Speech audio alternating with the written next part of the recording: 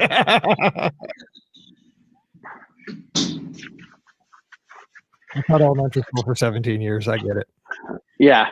Well, I've got I work from home, so my home office is actually downstairs. So this is the family computer. Like I was telling you, my laptop camera doesn't work very well. So I came up here, and this is where obviously everybody wants to be, because you've got like a TV room across the hallway and toys, and all the kids' bedrooms are up here. So it's ambiance for the show is what it is. Yeah, there you go. Exactly. We keep it real here. Trust me. My wife teaches fourth grade right behind this paper wall all day long. So I get to hear stuff like, keep your camera on. Are you still there? I've asked you a question 7 times. Are you not there? Have you gone?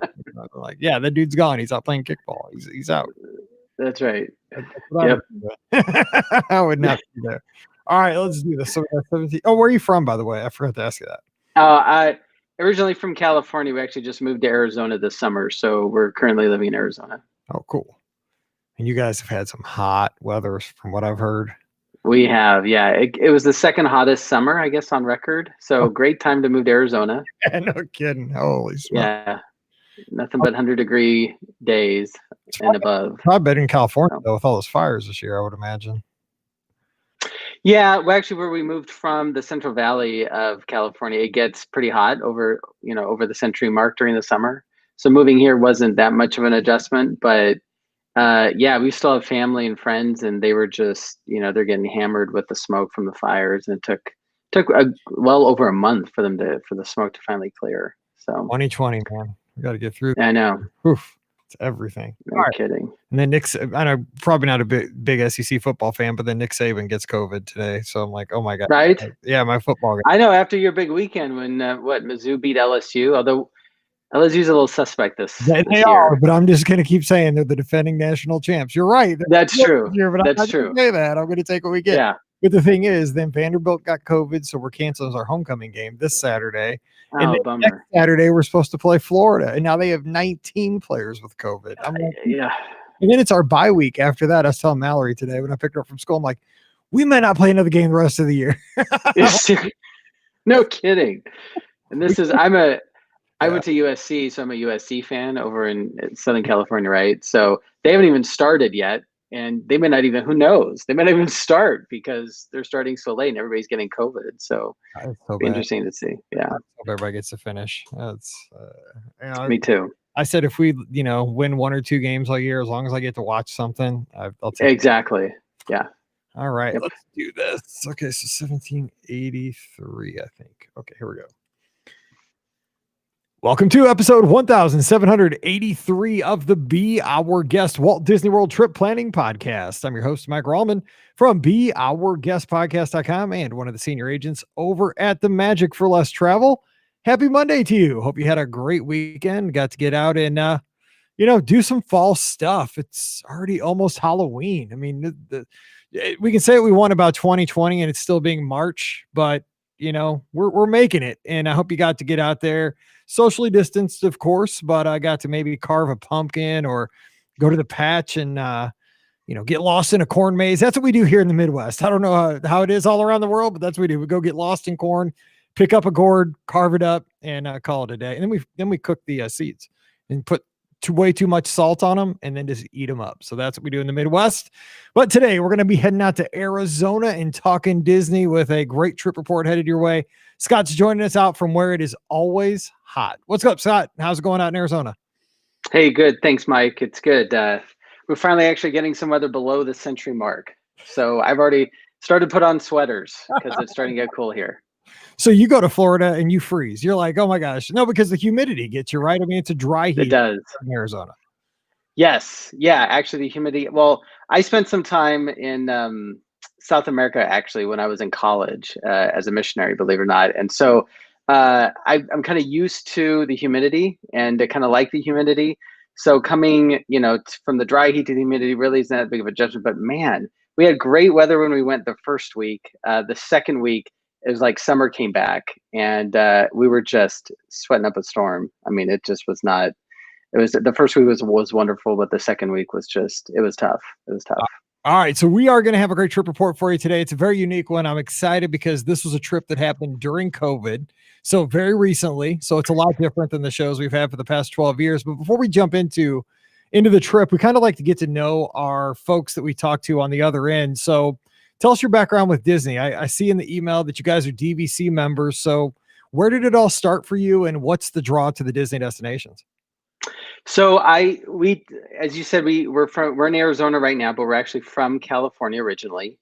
And I became a big Disney fan just going to Disneyland. My parents kind of took us once a year, and I fell in love with the experience there and the wonderful environment, very family friendly, and just it was very magical as a kid growing up being there. And so I remember thinking to myself, one day I'm gonna get an annual pass to be able to go to Disney whenever I want. And fortunately, my wife and I started dating, found out that she was as big of a Disney fan as I was.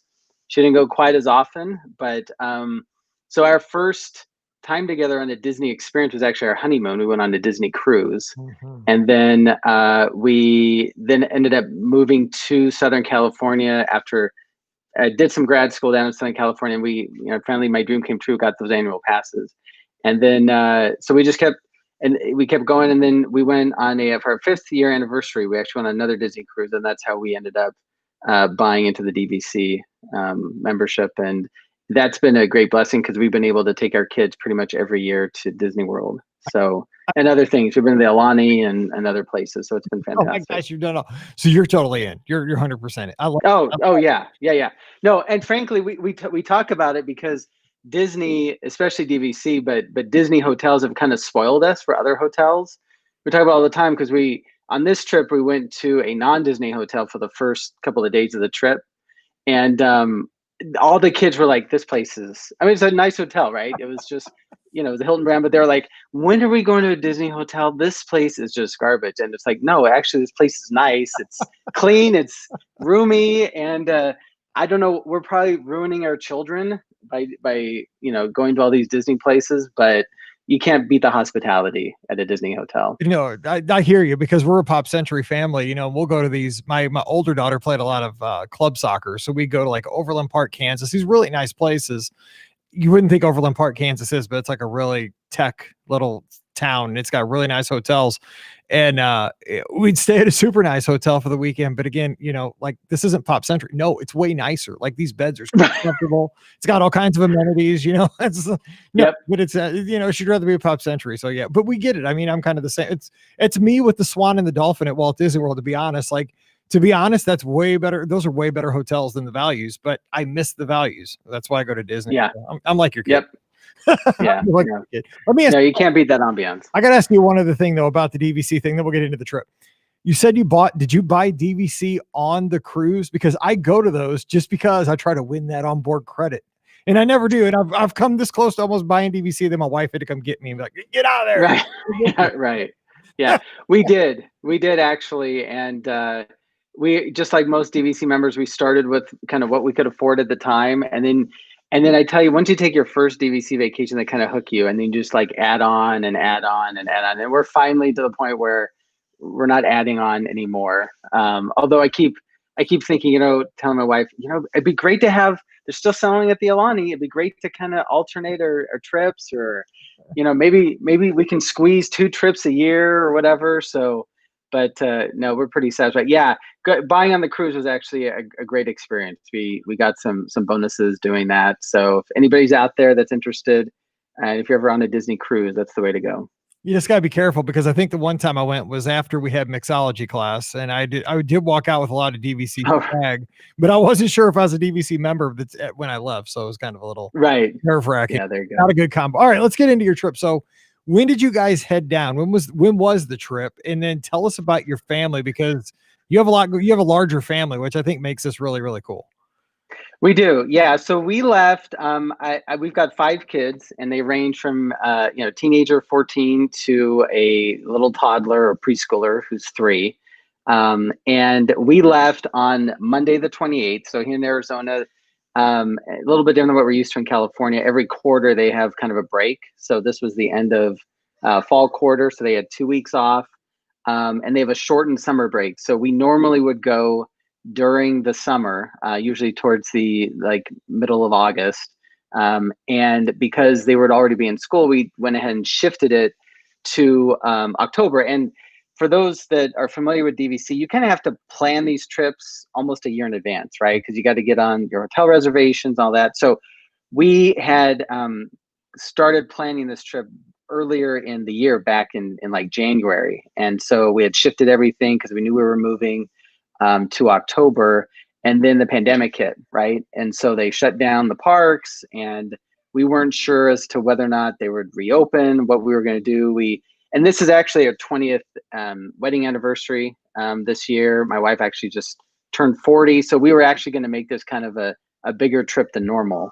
And so that we ended up having to modify the plans once they did open everything up, which we were grateful for, right? I mean, when the pandemic hit, we really thought we were just going to punt this trip to next year. But once they opened everything up and we saw what kind of restrictions they were going to have and what controls and safety measures they wanted us to live by, we brought it up to our kids and said, okay, you guys willing to go to Disney wearing masks and, stand in lines? There's no fast passes. They canceled all of our, dining reservations. So we have to do that all over again.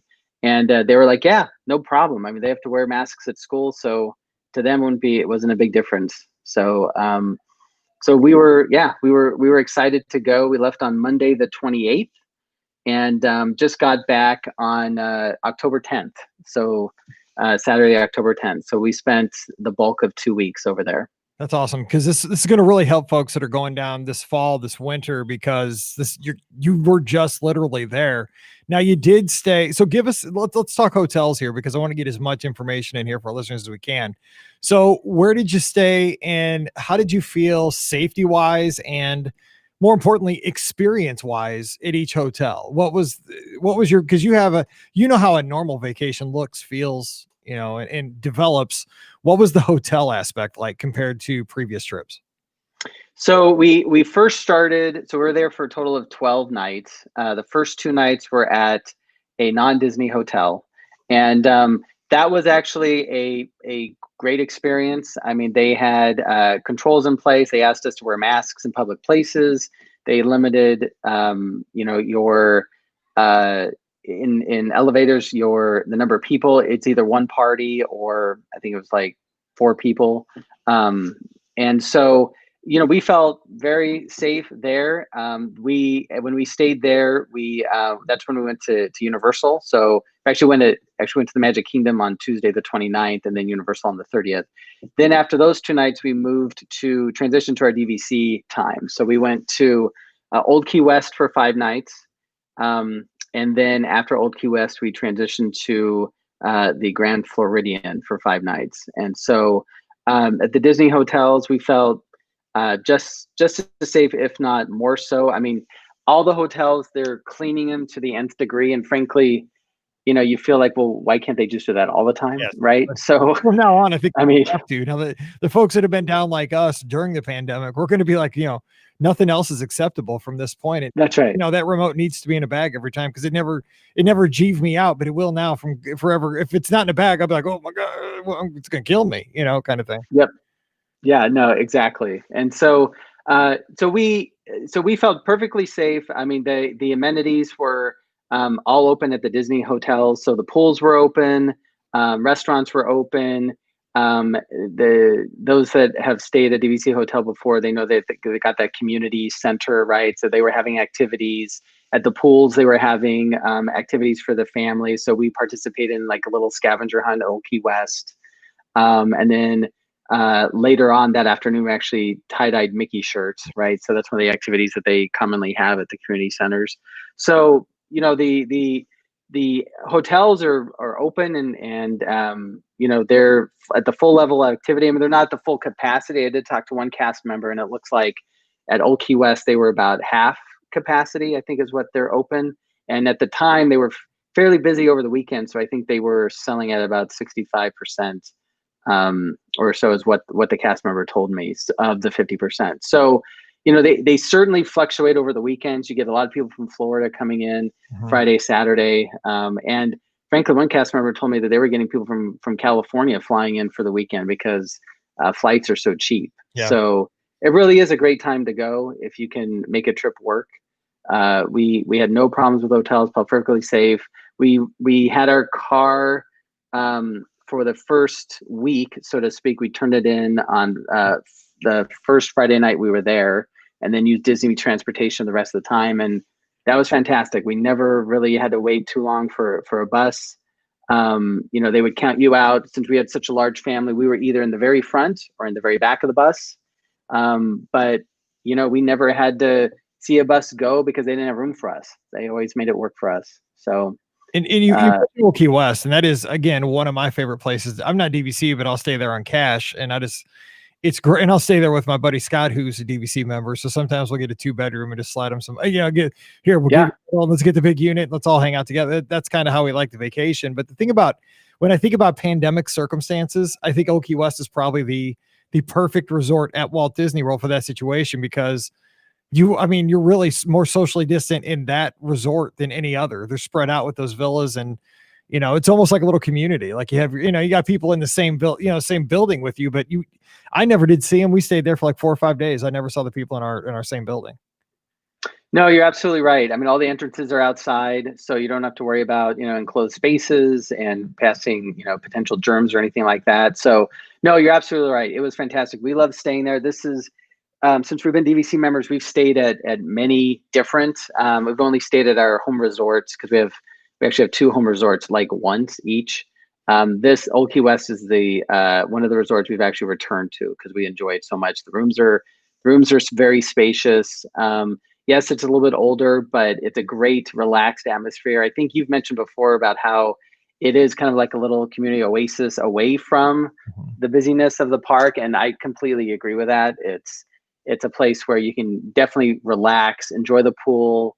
And we went to, during this trip, we went to Olivia's. So they have a great, great restaurant, great food. I mean, it's a really great atmosphere to be at. So Yeah, that's my favorite really restaurant enjoyed on being. property, Olivia's. And my buddy was just there yesterday as we're recording and killing me because he had the buttermilk chicken and just kept texting me the pictures. I'm like, Yeah, stop. I'm gonna block you. I can't my, have I know my daughter got that. So needless to say, I definitely had a few bites of hers because she couldn't finish it. It was awesome. yeah, it's a good meal. That's what I like. So all right. So now you have this 5 kids. So you said from Yep. 14 to 3.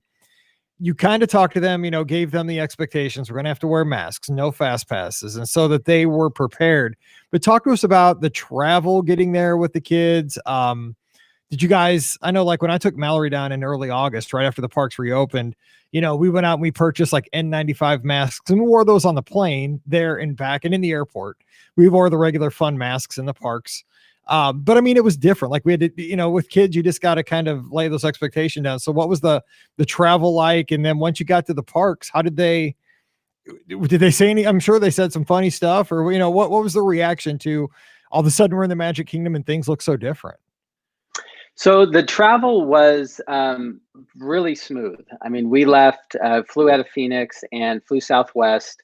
And you know how good customer service Southwest is, right? So their boarding process was a little modified, right? They're boarding in groups of 10. And since we're basically 7 of the 10, we just kind of were able to board all together and they're keeping, they're not selling the middle or not. Yeah, they're not selling the middle seats. I mean, it's not assigned seating, but they're not filling the middle seats. They're asking everybody. But unless you were your own family, then you can obviously, sit in a full row yourself. So that went very smoothly. Got on. Actually, we're able to sit towards the front of the plane, and we all had plenty of space. The flight there was direct to MCO, and so that flight wasn't terribly full. But it also wasn't completely empty either. It was actually, considering the circumstances, I was pleasantly surprised with the number of people on there. And then getting to MCO, it was great. We wore just our regular, so we have kind of 2 sets of masks for the 2 cars that we have. We wore one set that everybody's really comfortable with, and so they're just cloth masks. And kids did great. We could take them off to eat. We had brought some some food with us because the way our flight was, we were going to be in air during lunchtime, and we didn't. It was too early for us to buy food at the airport, so we went ahead and just brought food with us. And so we, took them off to eat our lunch, and they provided water and some snacks on the plane. So they did provide a little bit of service on the plane, which was great. And yeah, we felt perfectly comfortable. I mean, they cleaned the plane before we got on, and all the flight attendants were wearing masks. Everybody on the plane was wearing a mask. So we felt safe and comfortable. We didn't have any issues. Didn't feel uncomfortable at all flying. We would definitely fly again. Same, I flew Southwest down with my daughter as well, and direct flight, everything, not an empty flight, not a full flight. It sounds very much like what you're describing, but the way I felt was that it almost seemed like everybody that was traveling and the crew, and all the folks working at the airport were kind of all in this together. Like, I'm trying to keep myself safe, you're trying to keep yourself safe. Let's all play our part here and just do the best we can. I mean, I felt that for the fellow passengers on the the airplane, because, even boarding, we were being very, careful of social distance. And I think that's kind of how everybody is, because, there's a lot of folks right now that are not traveling. And I think the people that are traveling, I don't think it's taking a risk, but I mean, it kind of is, you could stay in your house and never walk outside. But I think those of us that feel that we're comfortable with getting out there using proper precautions, I think we're kind of rallying together and keeping each other safe. I saw that at Walt Disney World time and time again, stuff you don't normally see. A lot of times you're rubbing elbows and bumping shoulders. And I think people were a lot more aware this time to let's take care of each other. Did you guys see any of that? We did. Yeah, absolutely. I mean, I think the cast members did a great job of, I would say by and large, 98, 99% of the other visitors at the parks were all wearing masks, very diligent about wearing their masks, right? Occasionally you'd see a family or a couple, take down the mask real quick to take a picture. But and even in those situations, I'd say 90% of the time, there was quickly a cast member reminding them that even for pictures, they have to wear their masks. So, so yeah, everybody was trying to be very respectful, keep their distances in line. There was hand sanitizer and hand wash stations everywhere. So, I mean, we brought hand sanitizer with us, but we did not need it because it was plentiful. Yeah. Right. So, and everybody felt very, everybody was doing their part, hand sanitizing, keeping their distance. And it was great. It was, I think they had these great signs in the retail stores about, let's keep the magic going. Please wear your masks, or don't touch things in the store. If you need some assistance, let us know. And that was really kind of the theme. I think everybody wanted to be there and wanted to protect the magic and the experience. And so everybody was being very diligent on their part. So yeah, we didn't have any problems from that perspective. All right, so let's just talk fun stuff. So you guys get there and you're there to have a good time. You got this crew. So what are some of the highlights? What'd you guys do in the parks? Like, what still sticks out a couple weeks later? Yeah, so one of the things that I was very pleased with was we got to ride Rise of the Resistance twice. So we went to because of our trip fluctuating so much. We had actually had like I said, it was our 20th anniversary, so we were planning to go on a cruise instead, or a cruise at the beginning of the trip, and then Disney World afterwards. But since that changed, we elected to actually fill in with a day at Universal Studios and then more days at Disney parks. And as we were contemplating which Disney parks to go to with these extra days, I said, you know what, let's hedge our bets when it comes to Rise of the Resistance and go to Hollywood Studios one of those extra days. Right. That's exactly what I was talking about just on the listener question show from last week, is that if that is exactly my thought process. If you're worried about Rise, go early in the trip and then, have a backup plan. Like, if you're going to go to the Magic Kingdom twice, have that flex day of, okay, we can take away the second Magic Kingdom day and do Hollywood Studios if we don't get a boarding group, just to have another opportunity. And I think that I just want everybody to hear that, because I think if you have the luxury of multiple days, that's a good plan to have going in. Yeah, no. And we even kept our rental car specifically because we thought we'd be better off getting into the park earlier using a rental car than Disney transportation, which didn't really turn out to be true. So if you don't necessarily have to have a rental car, but it worked out for us. So we got in, and I was kind of curious how this was going to work because the park doesn't open till 10, but yet that's when the first release of boarding groups happens. So I didn't know exactly how they handled that. And what they do is they just allow people into the park Mhm. early, right? And nothing's really open yet. I think some stores might be open, but none of the rides are open yet. So that worked out because as soon as we pulled up to the park, there was already a line of cars right across all the stalls to get into the park. And my wife and kids are like, wait, we got up early so we could get here before the park opens, and we're not even going to. I mean, they look at me like, wow, Dad, where did you, you know, what was your master plan, right? I've been, Brilliant, trust me, vacation planner. we still, this is what I do full time for a living, and I get that twice a trip. So no, I get it. Yeah, right. So fortunately, we go in and park and we walk through the gate. And meanwhile, you're kind of looking through and you're seeing the crowds that are trying to get into the gate. Again, socially distanced, right? All that kind of stuff. And they're temperature checking and all that good stuff. And I'll be honest, throughout the time that we were there, every day we all passed our temperature checks. We were all grateful that we did that, just because, I've got little kids and they touch things Yeah. and who knows what that can pick up, right? But as we were driving in, we're like, oh my gosh, I don't know if this is not gonna. This whole plan might be wasted. So we get into the park, and fortunately, right, we're early. It's it's like 9:30, quarter to 10, and we decide to make a beeline for Mickey and Minnie's Runaway Railway, right, which already has a huge line right attached to it. And again, socially distanced. People are like sitting on the ground because they're waiting for the ride to open. And so we're all, the seven of us are just congregating.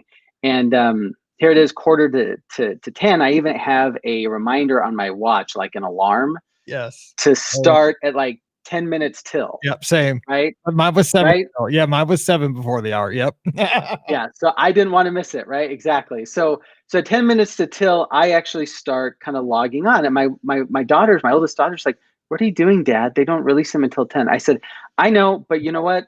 I might be in the queue already. I'm just trying." Right. So Let me be. I have a plan. Just okay. yeah, hey, we're just sitting here, right? We're not doing anything. So just, let me play with my phone. And meanwhile, I already had my wife like logged into my Disney experience. My oldest son's got a phone, so he was logged in. So we're all like ready to go. And so yeah, so I'm constantly like trying to log in, and then 10 a.m. starts, right? And as soon as 10 a.m. Starts, the hour starts, I I'm able to get in. I get a boarding group. We're like number 13. I was like, wow, this is fantastic. So now we're in this conundrum of, well, number 13 is a pretty early boarding group, and yet we're in line for Mickey and Minnie. So what is it that we do? Is it possible that we can actually knock out these two rides first? And so the office of Mickey and Minnie opens up. We start going through the line, and this is a long line. This ends up being like throughout the time that we're there, I don't think I saw the ride be less than like 60 minutes of a wait. It's obviously so popular, and it's, they have to clean it, and that takes a little bit of time. So anyway, we're going through the line, and as we're going through the line, I'd say like, 15, 20 minutes pass, and our boarding group is called, right? And so, or at least, no, it's not called yet. I take that back. We're actually getting really close. I think we're like 3 boarding groups away. So my wife and I look at each other, okay, what do we do? Do we like stay in line because we're not really quite sure how long this line is going to go, or do we just leave? Because I wasn't quite sure how long we had once our boarding group was called. Yeah. So we made the decision, Rise of the Resistance is more important. We've got another day to go on Mickey and Minnie. So we got out of line and went over to Rise of the Resistance and went on that. We did a rider switch because my youngest daughter isn't tall enough to be on it. Though the way the ride is, I'm not so sure why there's even a height limit to it, to believe it or not. I think Yeah. there's a little bit of a drop maybe, but anyway, so that's what we did. We went over to Rise of Resistance, and great ride. It was, so immersive, great experience. We were thrilled that we were able to get on. And I think that first trip, yes, I went on first with a couple of my kids. And then after that, my wife went with a couple of the older kids on the ride. So Fantastic. So we were super thrilled. And then the second day that we had gone to um, Hollywood Studios, which was the following week, we elected, well, we've already done the early thing. We're not going to do that. We're kind of, almost done with our trip. We're dragging a little bit because now the heat's there. Mhm. So we elected just going to go in a little late, but we're still there for the 2 p.m. drop of the boarding groups. And so I did the same strategy, right? Logged on a little early and was able to get a backup boarding group. And so we're like, well, hey, you know what? We're kind of playing with house money, Exactly. right? So That's if good we luck. get in, great. If not, and hey, fortunately, our backup boarding group was called later in that afternoon. And so we were able to hit it twice and we didn't have to sacrifice any sleep or anything. We were able to get on. So that was terrific. Oh my gosh. Yeah. That for one thing, Rise of Resistance takes 5 years off your life just because it gives you mental anguish the night before. Gets everybody anxious that morning. I mean, it's like the morning of your wedding, man. You're nervous like the whole That's time. right. Like, dude, am I going to get on the Skyliner? Should I drive? Should I take a bus? And whatever Yeah. you always second guess because you're like, if you're waiting in line for the Skyliner, oh man, those buses, I better go in a lot quicker. If you're waiting in line for the bus, you're like, oh, I should have driven. Like the cars are all going. That's my personality. So this is the worst thing in the world for me. And plus, my buddy Robert was down there with his family just this past week, and he didn't get it at 10 or 2. Oh, One geez. day he Yeah. went back today and he did get on it this morning. He got an early group, but it's one of those things like, I mean, it is an investment. Now it's worth, I say it is worth it because it is, to me, it's the most immersive experience I've had in a theme park because it's more than one experience. It's probably about 4 combined into one. It's That's so, right. but God, there's got to be a better way. Like, I mean, Oh, because seriously. it's sad when people go down on a vacation, maybe they got 3 or 4 nights, and you can't guarantee you're going to get to do this on your trip. I mean, it's most people get to, but some people do get shut out, and that really breaks my heart. It's a rough thing, but I'm glad you got to do it a couple times. That's good. Oh no, completely. A friend of my wife's actually had given her a little bit of a trip report, and they went down for a week, and they went to Hollywood Studios twice, and they could not get on either. And it's heartbreaking when you invest the time and you're not able to do it. We felt very blessed and very fortunate to be able to get on the 2 times that we did. So yeah, I wish I could say there was some sort of trick to getting on. We just happened to hit it at the right time, I guess. Yeah. So I yeah. mean, the tips, to just be there and start refreshing, to hit it, Yeah, get it. I mean, it's almost like a lottery at that point, which is kind of it sad, but really is. Yep. okay. So let's talk about the rest of the trip though. You had all these days. What are the kids like? Like youngest to the oldest, like what are their favorite things to do, or like what was something, maybe a special experience they had? So my daughter, my 3-year-old, she's a big Minnie Mouse fan, and so right a couple weeks before we were to leave, they announced that they were bringing back another character meal opportunity at Hollywood and Vine at Hollywood Studios. So again, uh, be having some experience planning these trips, right? You got to get up early to get these dining reservations. So we were able to get a lunch reservation for the mini like Halloween dinner, actually lunch, and so we did that, and that was really neat because the characters, it was Mickey, Minnie, Pluto, and Goofy would come by all dressed up in their Halloween costume, and they would come by around the table. They wouldn't, they don't hug, they don't. Actually, they wouldn't even like elbow or do high fives or anything. They would kind of keep their social distance, and so you could take pictures. My wife did a great job of taking pictures with the kids in the foreground and the character in the background, and then I would film kind of their interaction with the kids. And I tell you, the food was fantastic. We had a great meal there. Everything that everybody ordered was really, really good. They kept the capacity to the restaurant limited, so you really kind of felt like you had this kind of intimate experience with the characters, even though um, you couldn't touch them. They interacted with you. They had a way to interact with.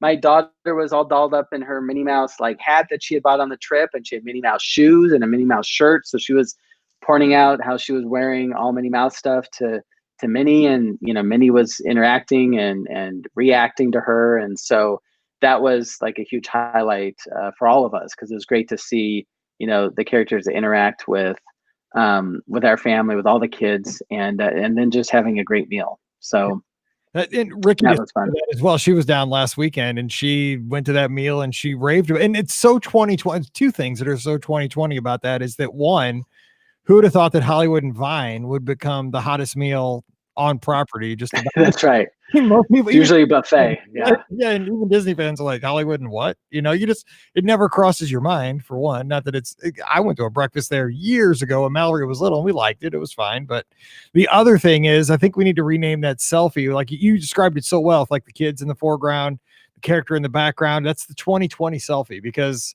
and you have to kind of master that. Like I remember I got mine, Buzz Lightyear is my only character I really ever, try to get a picture with during a race or, during a trip. And he was in Tomorrowland when we were down in August. And it's one of those things. He's on stage, you just kind of run up to the stage and, he's behind.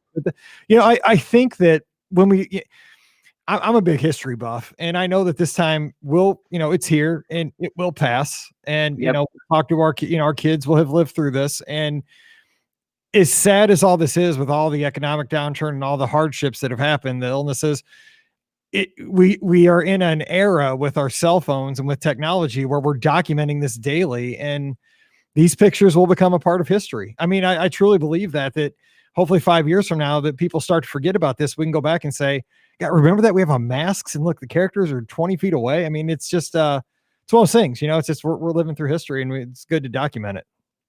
No, I completely agree. And it's funny you mentioned that because every year we buy the photo pass, right? We usually order it, ahead of time to get the discount. Because I think it's the best investment, right? You get all the ride pictures, and we usually do a family picture in front of, Spaceship Earth and the castle at Magic Kingdom, Cinderella's castle. So, but as we were approaching the trip, my wife and I were talking about it. I said, you know what? I don't know if it's worth the money because we're all going to have to wear masks but as we went through the first couple of days of the trip, and Disney's brilliant at the way they kind of hook you with buying opportunities. So even though we didn't buy the photo pass, they were still loading the pictures into my Disney experience, right? Oh, yeah. So we're pulling them up like on one of the nights of our trip, and I'm like, oh, okay, yeah, these are pretty cool. I mean, this is pretty memorable because just like you said, Mike, it's a historical moment. We're at Disney World with masks, and we've got this tradition of going. This is the year that we went during the pandemic, and now we've got documents. So, of course, I went ahead and bought the photo pass, and so now we've got all the pictures, and it'll be great to share with grandkids and future spouses of our kids, and just say, look, this is how hardcore we are. We went during the pandemic. Exactly. I know. They're gonna be like, you did what? Would you take your kids out during the Spanish flu? I probably would have. Probably would have. Yeah. Exactly. Well, it's funny. I didn't tell. So I was telling people at work that I was going on vacation. I was going to be away. I didn't tell anybody where I was going until after I came back, because I didn't want people. Some people are like, "Where do you?" I've read enough, articles and columns by people that are like, "Who are these crazy people going to Disney World?" Right. I really didn't want any of that conversation before my trip. I'd be happy to do it after because I knew I'd experience it, but not before. So you're so smart. No, who gets you really on those pictures? But you mentioned cruises. Now they've kind of transitioned over to a digital portfolio for your pictures on cruises. But I'm older, so we've been for like 15, 20 years. And back in the day, they would have your physical pictures like on these shelves. And the thing is, again, it could be my personality, but it's like, do you walk away from this great picture of yourself and your spouse on your honeymoon? Like we're next to some big dolphin in Grand Cayman. Like I don't need that picture, but it's like it's going to get destroyed. I got to buy it for $20. That's right. Yep, exactly. No, exactly right. And so my older kid. So we went to Universal Studios, which again, great.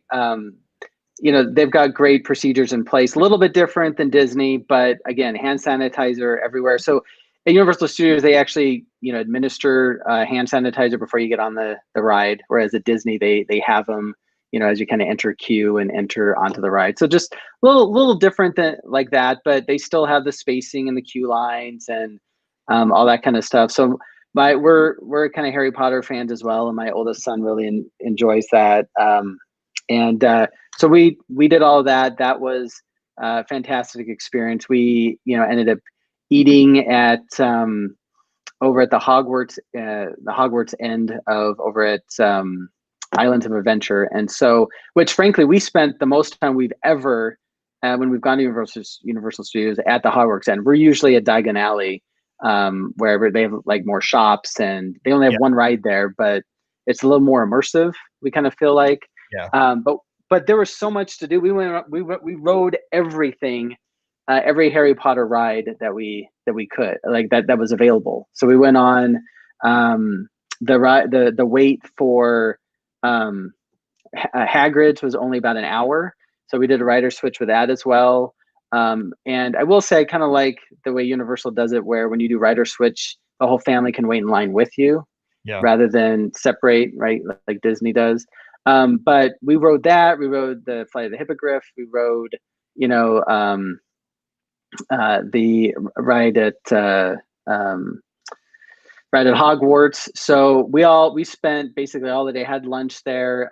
We spent all our time there, and the kids, had a ball. I mean, all of our older kids, they were, especially my oldest daughter, she was a little unsure about going. She's 11, going on some of these rides, but after she went on it, she was like, "That was so much fun." She had just as good a time there as she did at one of the Disney parks. So we ended up doing everything we wanted to at Universal, and then still being able to go on one non Harry Potter ride.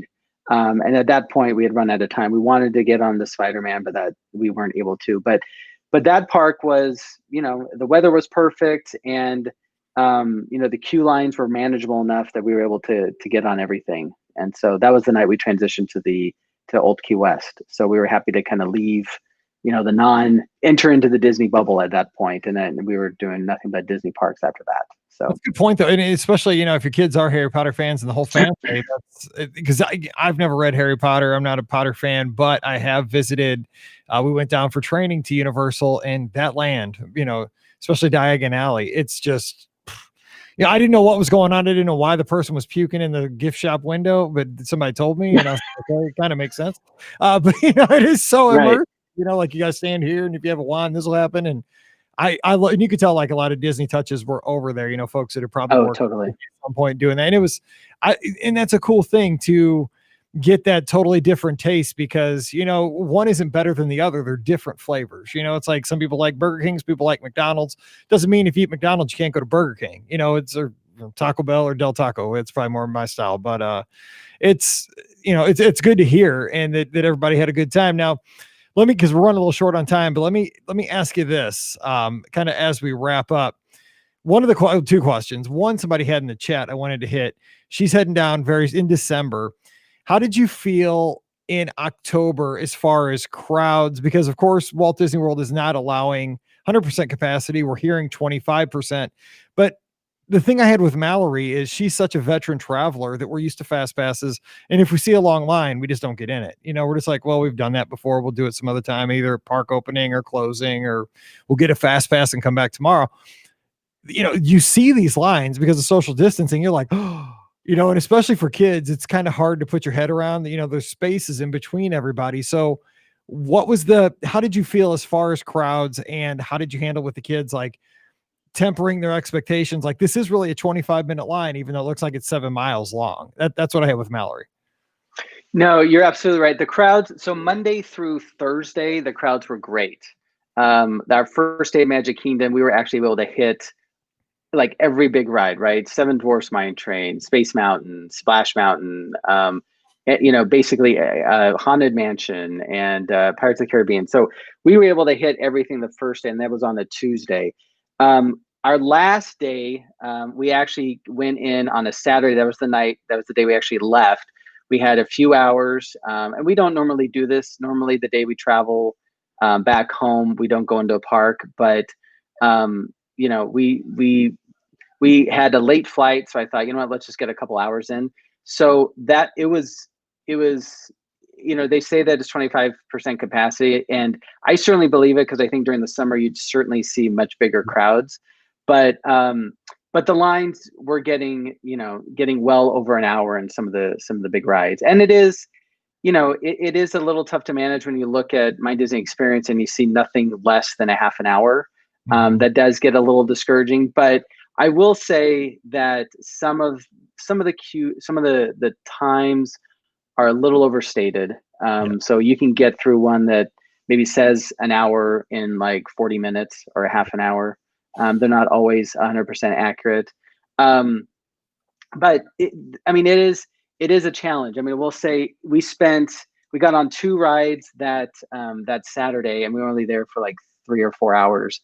But it ended up, the kind of a funny story. One of the things that we didn't end up getting for all the time that we were there was a Dole Whip. And after we finished lunch and we had to go back to the Grand Floridian to pick up Disney's Magical Express to get back to the airport. And it's like 1:15, right? And we had to pick up the 2 o'clock bus. And so I said, okay, well, we got to go. And my oldest son looks at me and goes, well, Dad, I didn't get my Dole Whip. I said, well, I know. I didn't get one either. He's like, well, can I go get one and maybe meet you guys? I said, well, Famous okay. last So you go words. on. Famous last Yeah, words. You're trying to catch Magical Express. famous last words. I'm telling you, man. Exactly. So then of course it's not just he and I getting one, right? All the other kids are like, no, I want one, I want one. So I have to order like five, right? So, and my son wasn't really aware that he was having to pick up five. And needless to say, it's hot, right? Yeah. And that Dole Whip has like the lowest melting point, I think, of any ice cream, Yeah. right? They've ever made. Yeah. If you get out of Adventureland with a Dole Whip, you're living life well. Yeah, no, seriously. Exactly. So we clean up from lunch and we're leaving and we're going through the castle. We're waiting at Main Street and I'm texting him like, where are you? He's like, well, I'm back at where we were having lunch. And I'm like, no. And at this point, it's like, you know,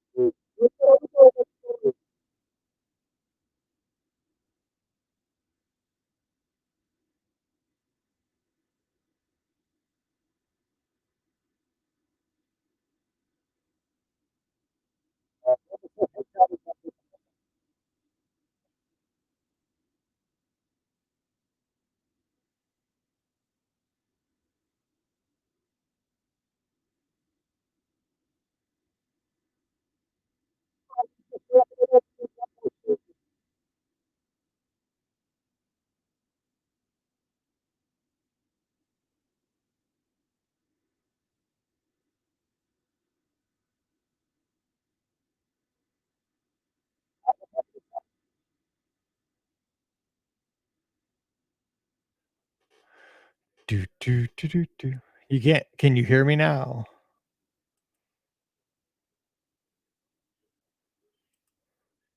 Ain't that the truth?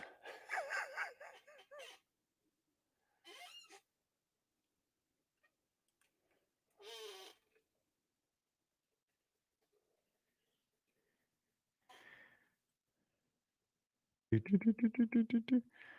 It happens. It was I'm such sorry about a good story. Okay, so we'll go from the story. So pick it up where your son is back at the restaurant. Just pick it up from there. Okay. All All right. So my son's back at the restaurant. So of course they're not allowing you into the restaurant unless you have a order to be picked up, right? So I just explained, look, my son's in the restaurant, and they go, okay, great. So I go in there, can't find him anywhere. I'm looking, looking, looking. I'm like, where is he?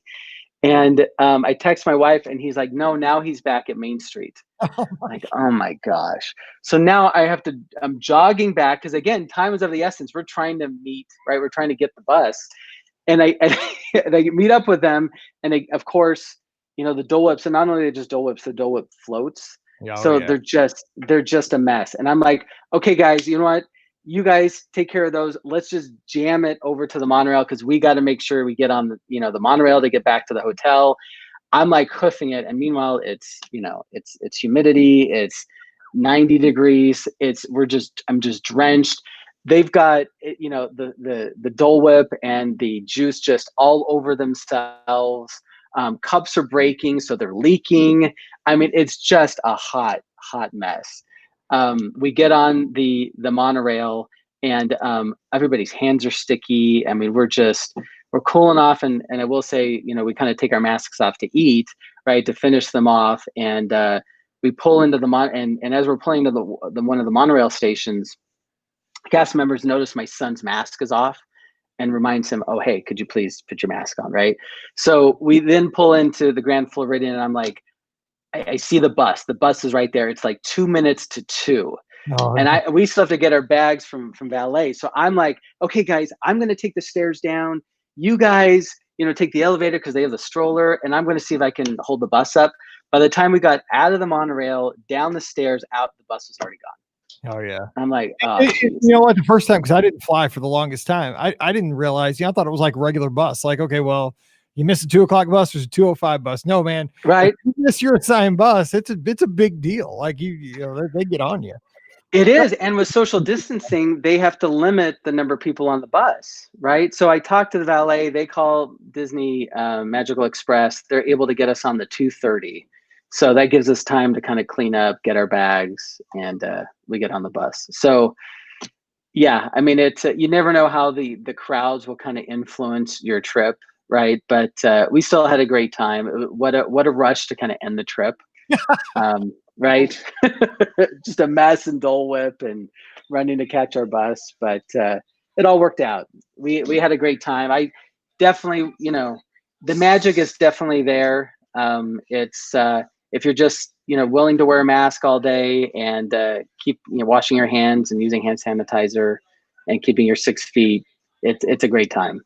Well, that's awesome. And my last question was going to be, what would you do different? I would just say Dole Whips. So right. Get that earlier in the trip. That definitely. Well, Scott, I appreciate you taking the time to sit down and share all these great memories, great tips. It's been a lot of fun. So we'll have to catch up again after your next big family adventure. All right. Sounds good. Thanks a lot, Mike. Appreciate the time. All right. Don't forget, today's show brought to you by the great folks over at the Magic for Less Travel. Check them out today. The great free services to help you plan your next Walt Disney World, Disneyland, when we can do that again.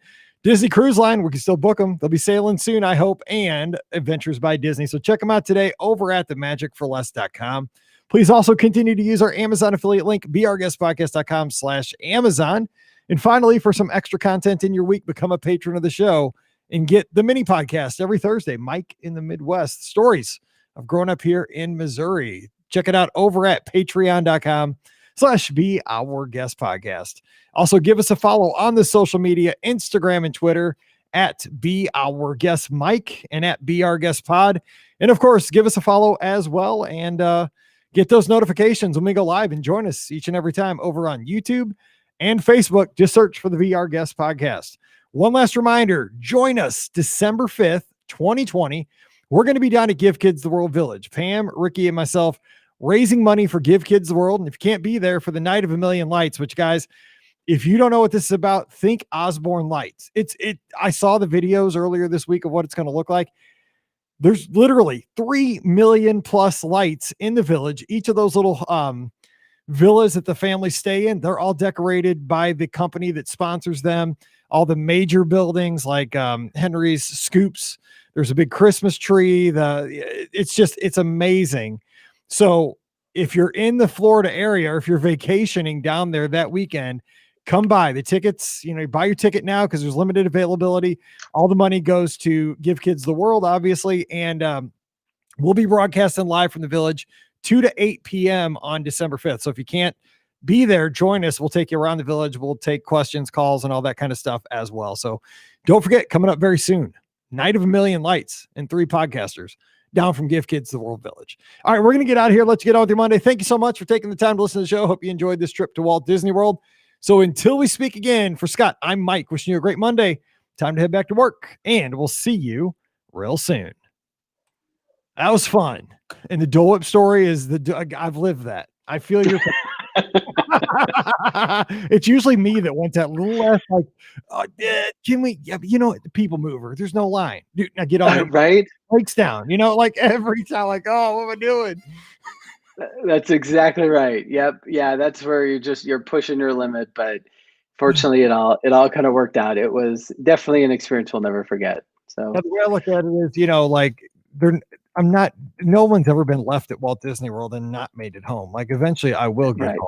And so you just got to have 8 levels of stress because you're about to miss your flight now. But yeah, that's right. Right. Yep. Sometimes I make it a busy family, but this will be out on Monday. Hope you enjoy the show. All right. Thanks a lot, Mike. Really appreciate the opportunity. Nice meeting you. All right. Yeah, you too.